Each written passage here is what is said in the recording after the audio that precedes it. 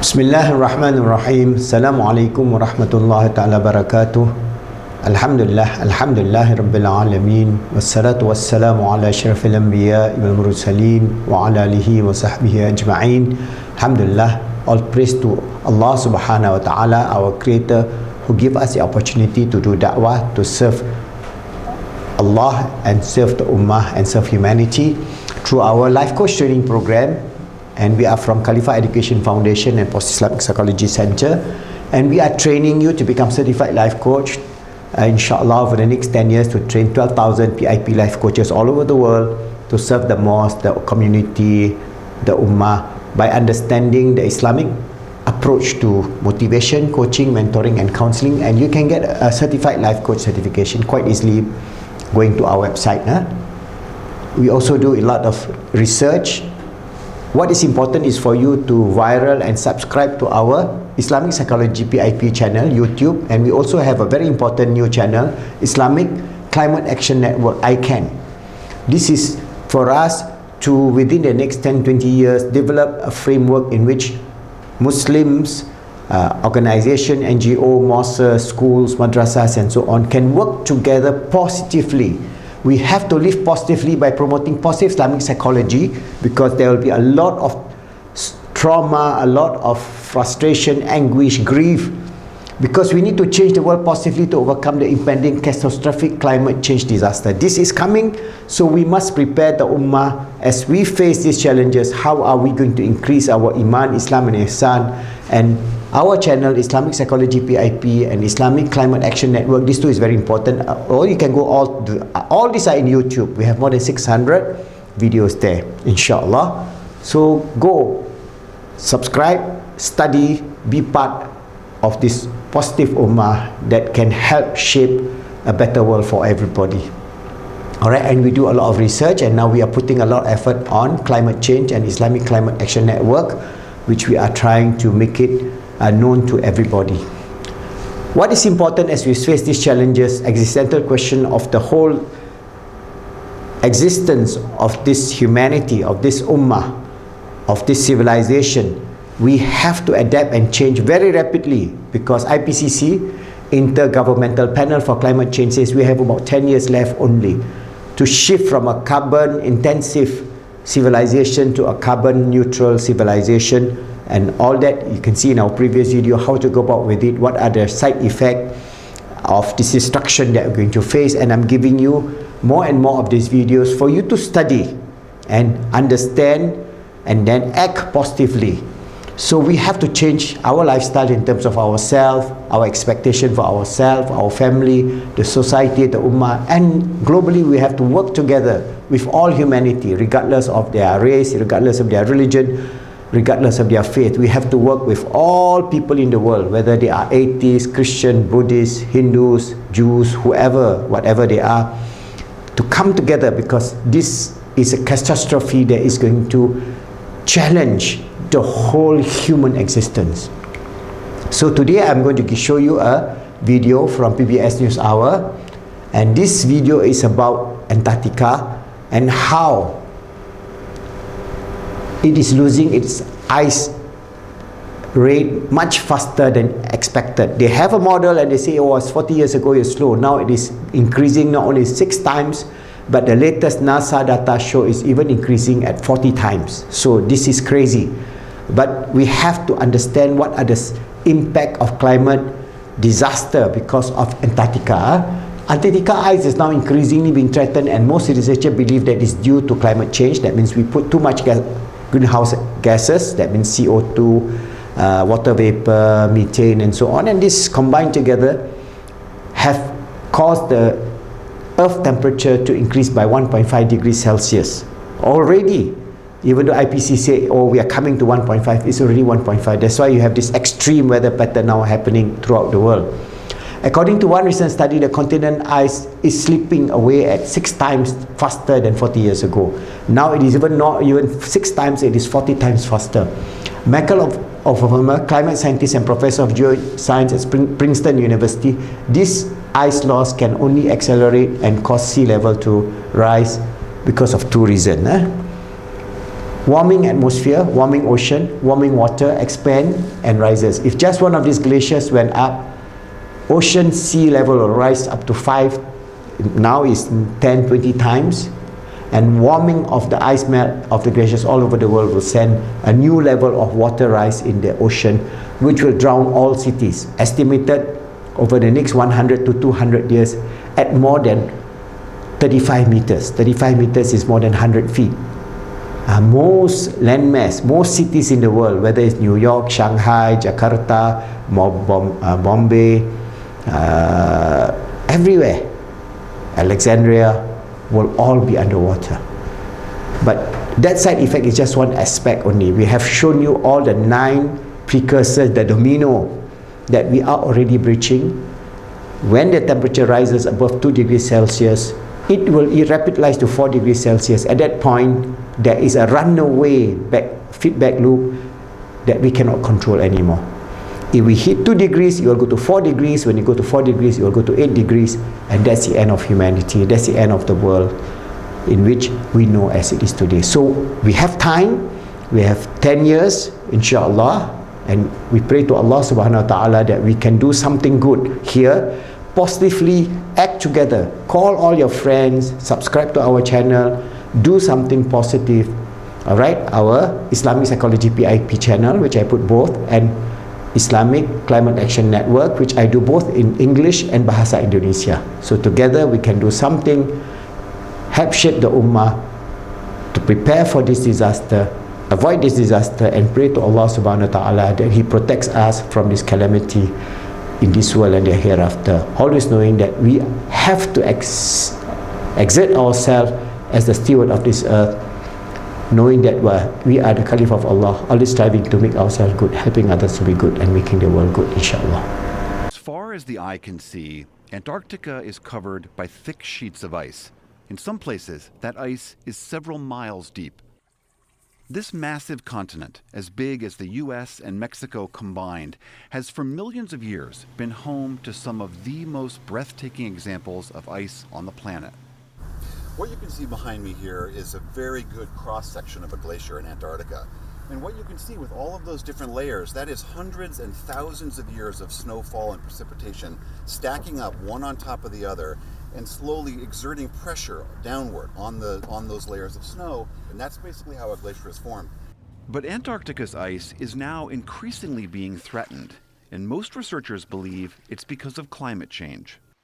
According to one recent study, the continent's ice is slipping away 6 times faster than it was 40 years ago. And Antarctica is now losing 252 gigatons of ice per year. Glaciologist Joe McGregor is part of the team at NASA's Goddard Space Flight Center that's studying Antarctica's ice.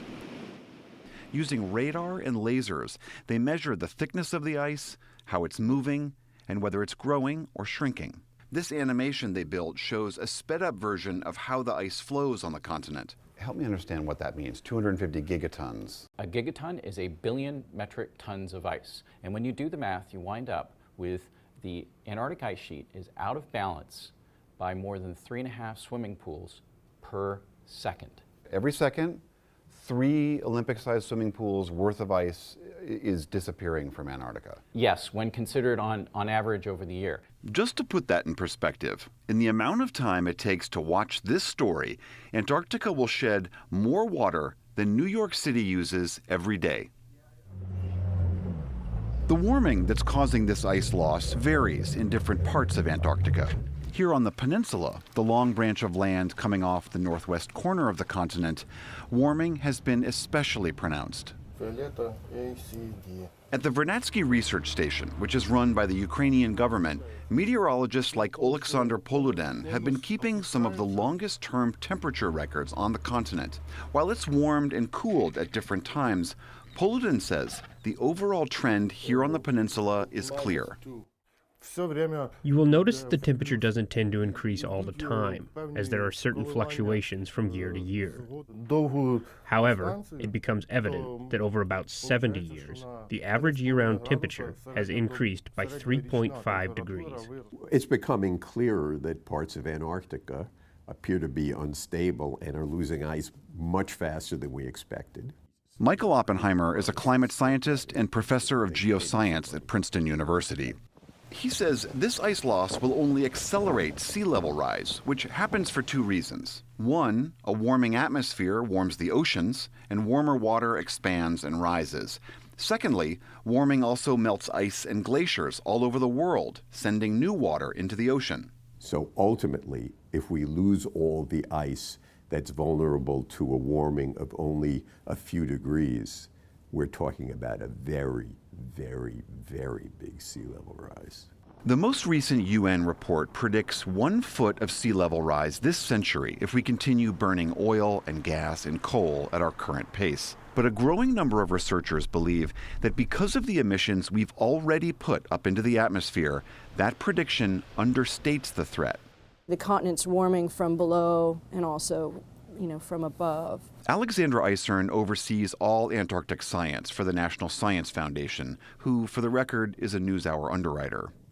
She says that in West Antarctica, 2 huge glaciers, Pine Island and Thwaites, are considered at serious risk of collapse. There's some researchers that study Pine Islands and the Thwaites Glacier that feel that it's become sufficiently destabilized that we won't be able to recover. Michael Oppenheimer says if just one of those glaciers winds up in the ocean, sea levels will rise 5 times higher than the UN predicted. The current estimates are if the Thwaites Glacier were to totally disintegrate into the ocean, that ultimately sea level would rise by something like 5 feet.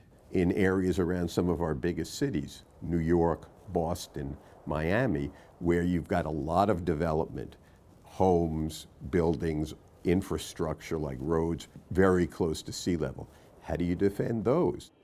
How would Bangladesh protect itself? It's got many hundreds of miles of coastline. It's all right at sea level. You can't build a wall to protect that whole coast. There's actually nothing that can be done. That's millions of people that are going to have to move. Right. There are about 150 million people that live in Bangladesh, and probably a few million of them would have to move back. And where are they going to go in such a densely populated country? And there's already strife when people try to move into India. People get killed trying to do that now. What's going to happen when you have a few million people that all of a sudden try to move? It's not a pretty picture. Part of the reason Antarctica's glaciers are threatened is that they've been losing some crucial protection. Many glaciers form what are known as ice shelves, huge platforms of ice, some as wide as Texas and hundreds of stories tall, that grow out over the ocean and help hold their much larger glaciers up on land. They hold it back and not let it slide into the sea. Imagine a piece of ice the size of Texas, pretty thick, is going to slow the ice as it tries to flow into the ocean. Robin Bell of Columbia University's Lamont Doherty Earth Observatory has been studying Antarctica's ice for over 20 years. Ice shelves are very important. They're essentially acting as bouncers in the bar, leaning up against the door and keeping the ice from flowing into the ocean. But as the atmosphere keeps warming, major ice shelves in Antarctica have also been collapsing. In 2002, the Larsen B ice shelf, the size of Rhode Island, completely disintegrated. These are satellite images of it breaking up into hundreds of pieces. As predicted, the glaciers that Larsen B anchored up on land began accelerating towards the ocean. And then, 2 years ago, the even bigger Larsen C shelf, this is it from the air, developed that miles-long crack in it. This shelf, which sits in front of the Thwaites Glacier, is also crumbling. And part of the Brunt ice shelf is expected to break off any day now, releasing an iceberg that'll be twice the size of Manhattan. There's still some debate over whether human-induced warming is the only thing causing these changes. Antarctica has lost ice many times before, and that also caused the seas to rise. Researchers are now trying to determine how much warmth it takes to cause truly catastrophic sea level rise. That massive glacier that you see behind me connects all the way up above those peaks to the enormous West Antarctic ice sheet. And all of that ice and snow contains a remarkable history of Earth's past climate. It's like a tape recorder, 10,000-foot tape recorder in places. And so scientists have drilled ice cores through the layers as far down as they can get, and then they analyze those layers. Glaciologist Robert Mulvaney, that's him in the black cap, works for the British Antarctic Survey. He and a small team have been drilling over 2,000 feet down into the ice sheet and pulling out these ice cores. What we've been trying to do is recover a climate record of the last glacial cycle, so the last 120 to 140,000 years, to try to understand how our climate might change over the next 100 years or so as the climate responds to increased carbon dioxide in the atmosphere. The evidence from these cores and many others indicate that when the Earth's climate was just a little bit warmer than it is today, the world's oceans were over 20 feet higher. So 120,000 years ago, when the climate was probably 2 degrees warmer than today, and sea level was maybe 6 to 9 meters higher than today. Given the uncertainties over how serious sea level rise will be and over what time span it'll occur, Michael Oppenheimer argues that there's still time to act and to prepare. Doesn't mean we should all throw up our hands and run. Let's start thinking straight. Let's start thinking fast about how we're going to help people, how we're going to help settlements, how we're going to help countries deal with the outcome. Because a lot of it is not going to be pretty, it's going to be expensive, and it's going to be disruptive if we don't get our act together now. This year, teams from several different nations are studying the Thwaites Glacier, trying to determine whether it's past the point of no return, and if so, how soon its ice could end up in the ocean. For the PBS NewsHour, I'm William Brangham in Antarctica.